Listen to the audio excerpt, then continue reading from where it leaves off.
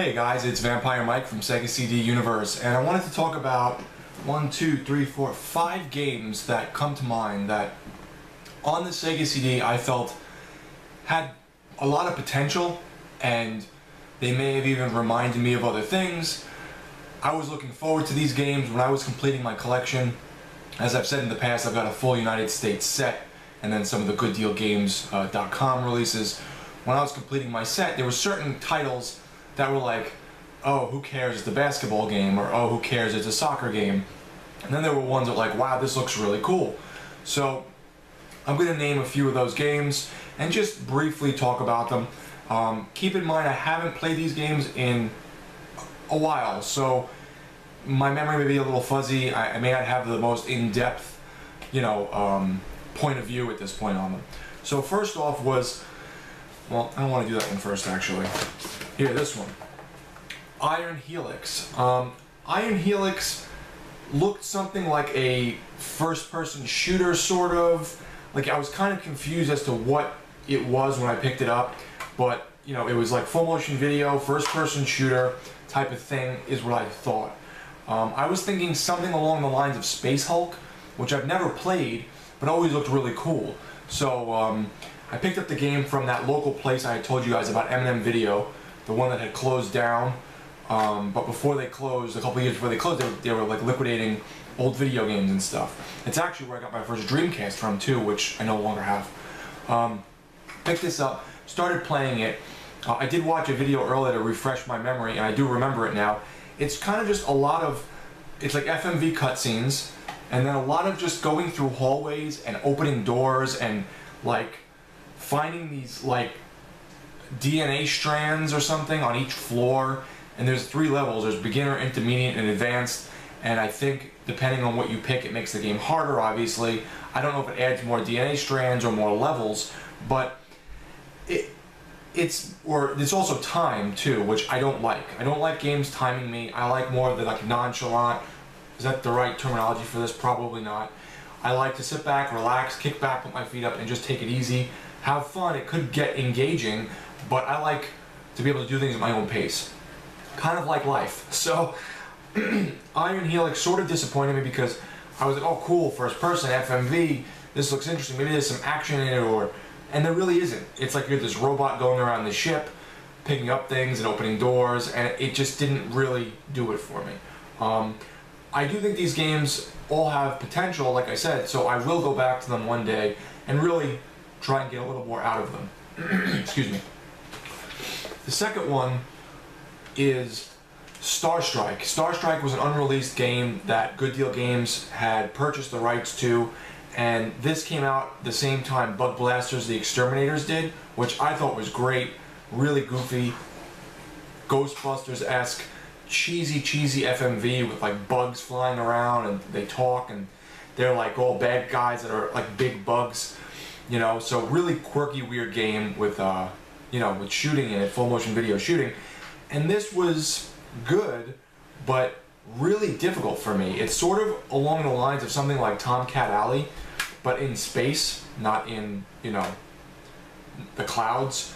And it's really cool, and the explosions are cool, but I just found the game to be really difficult, and the shooting and like flying through things, you're not controlling the flying, you're like picking points to go to.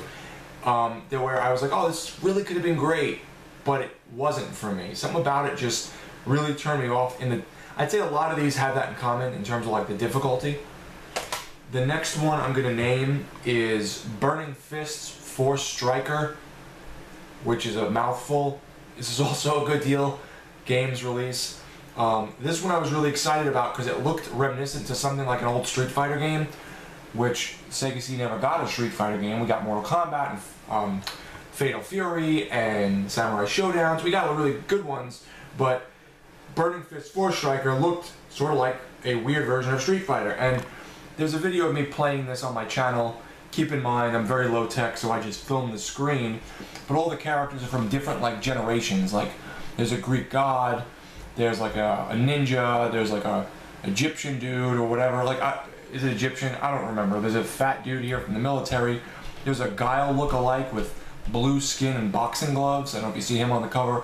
So it was pretty cool, but the gameplay and the fighting was a little, from what I remember, the button presses were like crazy. Like it wasn't just like Street Fighter, like half circles. It was like these very convoluted button combos, and then the endings and stuff I think weren't finished, or the cutscenes weren't finished, so they kind of like fixed them and threw them in the game before the Good Deal Games released it.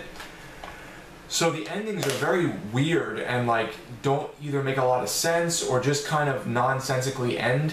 So I was a little disappointed in this, but it like had potential. You know, it's no Eternal Champions or Fatal Fury or anything. Those games are great, but it's kind of got that niche weirdness going on for it. I just felt like it really could have been more, and I expected more.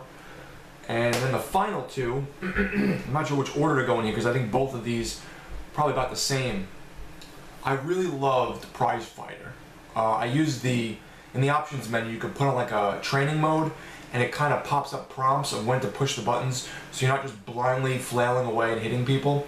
So I beat Prize Fighter. I like really grinded and beat a bunch of the guys over and over, and then got to the end and beat the game. And I always really loved Prize Fighter. I loved the black and white aspect. I liked being a boxer. I liked, you know, how they had a lot of actors like, was it Michael Buffer? And there's an old guy in it who you'll know, who's your trainer. I can't think of his name right now. There's a lot of like, little cameos. So when I saw this, Supreme Warrior, I love digital pictures, I love full motion video, it's like a kung fu karate type game, first person. I really liked Scottie Pippen's Slam City, which I know is really hard, but something about it was just endearing. I was excited about this. So I get this game, I pop it in, it is so hard. I mean, and the openings to punch and kick the people are just absurd. I mean, I got my ass handed to me so bad. I may have beat maybe one person. I don't even think I did. It's got this cheesy kung fu vibe. You know, the characters all represent like different things, like earth and wind and fire or whatever. And I think there's 4 or 5 guys to fight against. Oh, actually, it says 12 here. 8 opponents, 3 warlords, and 1 master. So excuse me, but even on the easiest level, it's hard. You know, and I always, like I said, loved what went into the packaging with the digital pictures titles. All the crap they included. I don't see it in here, but they usually include like digital pictures, stickers and stuff.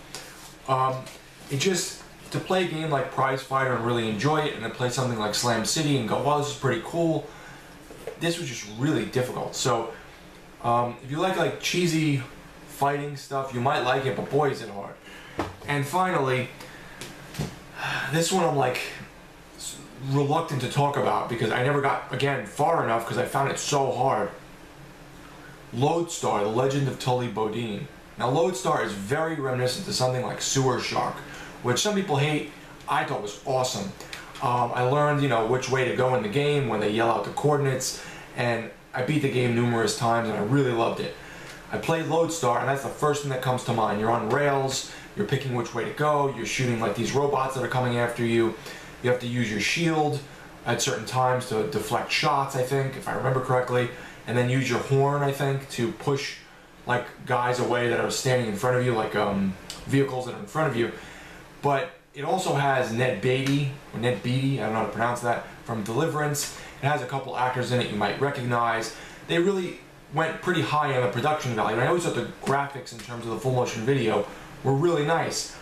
But my God, is the game hard. It doesn't like let up. Even, I don't know, I felt like I could never get a handle on when to use your shield, you know, where to go. Like, it doesn't really tell you where to go. You just kind of see in the distance like a building or a big object, and that's the way you have to go. And then he'll randomly yell out, like, you have this like weird little smiley face sidekick. He'll yell out, his name's Mort, I think. He'll yell out like, there's something in the way, and you have to like quickly go right or go left and get out of the way. And if you don't, you'll crash and die. So like, it's very unforgiving. I think there's 3 or 4 levels from what I recall. I never got very far. I tried my hardest, and I whooped Sewer Shark's ass. And this game just totally wrecked me.